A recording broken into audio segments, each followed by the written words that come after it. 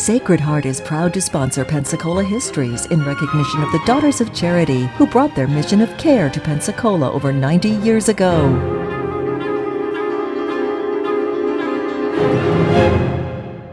Hello and welcome to our continuing story of Pensacola, North America's first place city. In this set of episodes, we have been dealing with the evolution of our county government, and we have taken the story from the very beginning with Andrew Jackson in 1821 through the evolution when we had commissioners whose only responsibilities were roads, bridges, and ferries, of which there were very few. And then we've gone through the period of the 1830s and 40s when Florida became a state. We followed the story of the commission, what they did in the early days of the war between the states, and then what they were forced to do in taking on new responsibilities after the war as they began to care for war widows and war veterans who were injured and unable to care for themselves. And this is when, of course, the county got into the healthcare business for the first time. We moved through the 1880s as the railroads are prospering, the lumbering industry is prospering, and by the time we get into the mid-1880s, while county had very little to do with this, we begin to see now that the entire area is now coming into its own as far as utilities are concerned, because in 1884-85 a water system was placed in the city, and that was followed by the digging and placement of sewers by the city council. Then came the placement of our streetcars, and following this, of course, was the building of the Opera House, which began the story of culture and its that's development downtown. And then, of course, as we move just a little bit farther than that, we find the beginnings of the electric power generation system here. And with that, of course, came the opening of what was known for many years as the dummy line, which helped indeed to help a great deal to open up certain areas of the community, because the dummy line was a railroad which ran from the downtown Pensacola area all the way to the Navy Yard, hauling both passengers and freight. And of course, its presence right along the waterway, right along the water would be the opening up of beautiful homes along the bayfront there, which again was a new part of Pensacola. And this is all part of the story between 1885 and 1900. Now, as we reach the end of the century, we begin to see all sorts of new opportunities coming into being, because agriculture is coming into its own. And it's in this period, going back just a year or so, that a group of leaders, community leaders, came together and created our Pensacola Chamber of Commerce. The Chamber of Commerce led to a whole manner of things, because economic development was on their mind. These were people who with great foresight, or at least in their view at that time, were certain that the country was going to build a canal across Nicaragua, and this in turn would open up a huge vista to overseas trade. It was that kind of mechanic that encouraged the L&N Railroad to build additional facilities along the waterfront, warehouses and docks, and of course a freight yard to go with it.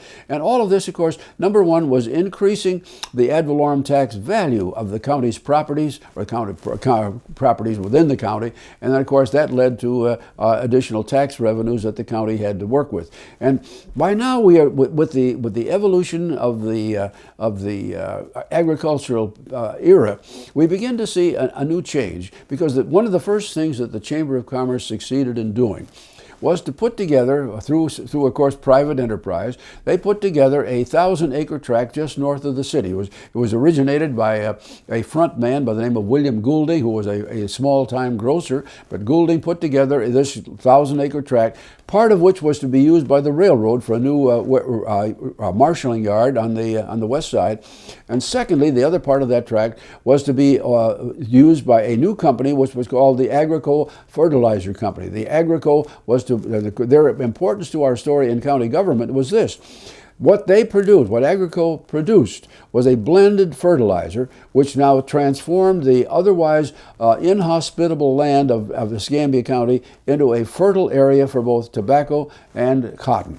And as all of this happened, of course, you began to see all sorts of new trade coming in, more farming taking place, and as more farms are built, then there's a greater demand for more roads, and with the roads, there's bridges and ferries. So A led to B, B led to C. But even early in the 20th century, a county road was still basically a track which had been cut through. Trees had been cut, sawed off, clear. In some cases, the stumps pulled, but there's no fine surfacing on them at all. Although by now, by the early part of the 20th century, the county as well as the city are now going to conferences. They're sending off officials to conferences to study hard surfacing, and this is just beginning.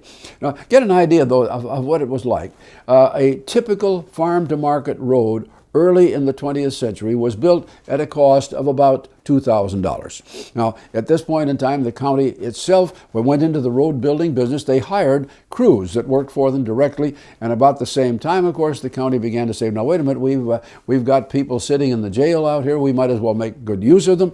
So they began to also have a road crew that would be put together from prisoners, and while that was not the overwhelming choice of people here then, nonetheless, it was part of what the county did.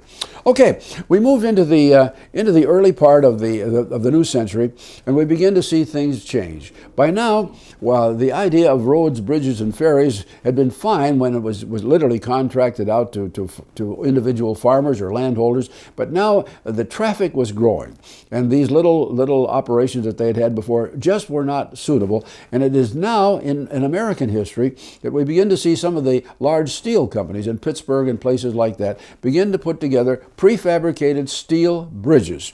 And now you begin to see the county commission talking with people about that. They don't make a decision quite yet to do this, but by the time we get just a few years further into the 20th century, you begin to see the county commission buying prefabricated steel bridges that are put across smaller and even larger streams. And the city council, by the way, would get into the same sort of arrangement for places like the bridge across Bayou Tahar. Okay. We're in a period in the early part of the 20th century. We're in a period when the railroad craze is still with us.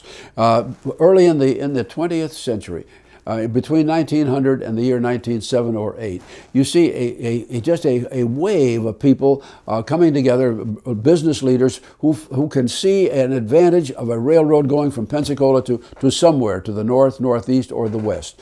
One group succeeds in putting together what became known as the Pensacola, Alabama, and Tennessee, which was the forerunner of another railroad, the same railroad taking another name, and which ultimately then became the Frisco, and then later, still in the 20th century, the Burlington Northern. But this begins, but early in the 20th century, you have as many as 6 different railroads chartered, ready to begin building, going out of Pensacola to the west.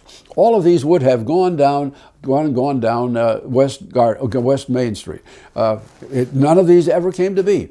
But nonetheless, this is all part of the economic culture of the times in which the county commission became very much involved, because one can imagine how much negotiating went on as to where a railroad right-of-way would have been had a Railroad X, Railroad Y, Railroad Z ever actually been constructed. But of course, they were not. We moved into the year 1910, and by now the county has grown and in population, and as that happens, the legal requirements are growing as well. So much so that in 1910, the legislature created a new level of courts. This one now was be called the Court of Record. And this meant, of course, that you had to have new facilities for it. And now the county commission came together, and for the first time since the building of the courthouse, they decided that they are going to proceed with a new jail and sheriff's headquarters. They sold bonds for this. The total cost was about $185,000.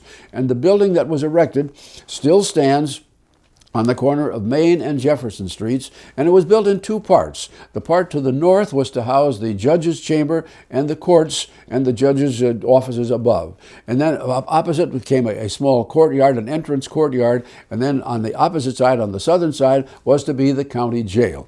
And this, as I say, this was built and occupied in service in 1912, and it continued to service one way or the other for the next 60 years. Today, in the 21st century, we look at that building, which has been beautifully restored, and it's now our Pensacola Cultural Center. But that was the major county capital construction of that particular period. Okay, moving ahead, we did not mention earlier the county's the county's operation and involvement in the school system. In another episode, we have detailed how our public education system came to being, but we must take note, of course, that beginning way back in 1885, the county commissioner became a kind of a collection agency, if you will, for the portion of ad valorem taxes that would be used for school purposes. And the county's real school system, we can say honestly, began about 1885 with Nathan Burrell Cook as the superintendent. And as we move into the 20th century, of course, the construction of schools continues on.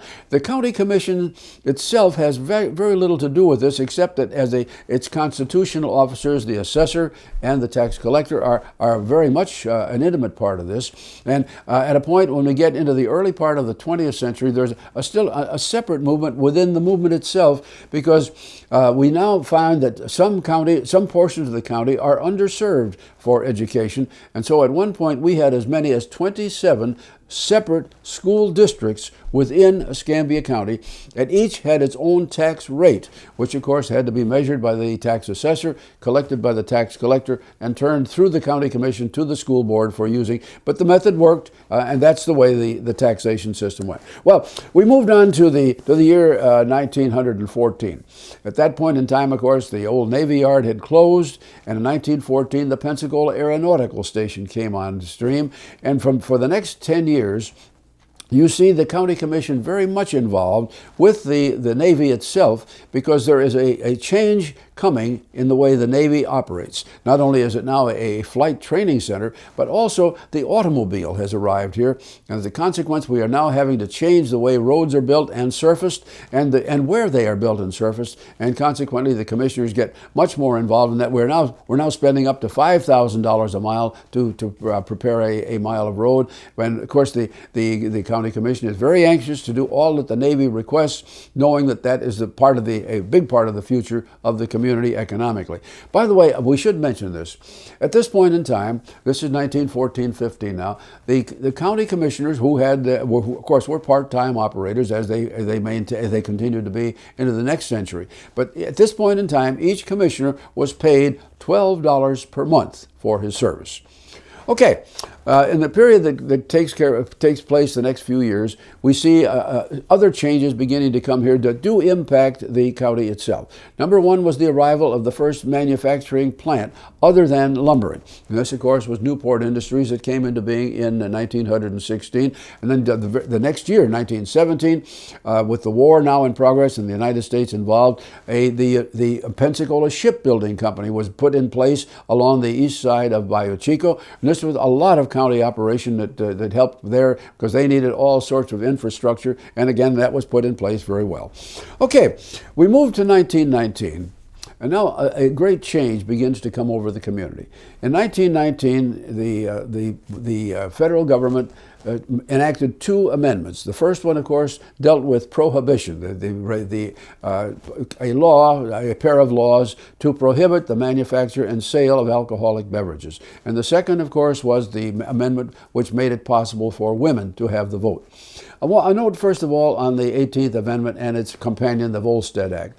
In putting that in place, it meant that scores of businesses in Pensacola were going to go out of business. The bars, the saloons, the distributors, all of them were now literally closed down. And one of the first things that happened, of course, was that our governor, Sidney Katz, who was a little bit of a character, had a very strong belief in prohibition, and he was very unhappy with what the sheriff at that time was doing to get in there and stop bootlegging and stop the sale of liquor. And so he removed him from office and appointed his old friend, Mr. Whitaker, to become the sheriff, even though Mr. Whitaker had never had one day of law enforcement experience. But he was the man who was supposed to stop the bootlegging and the sale and trafficking of alcoholic beverages here. Mr. Whitaker stayed in office about a year and a half, and he was so glad when his term ended, because he recognized that in this, if nothing else in his life, he had been a failure.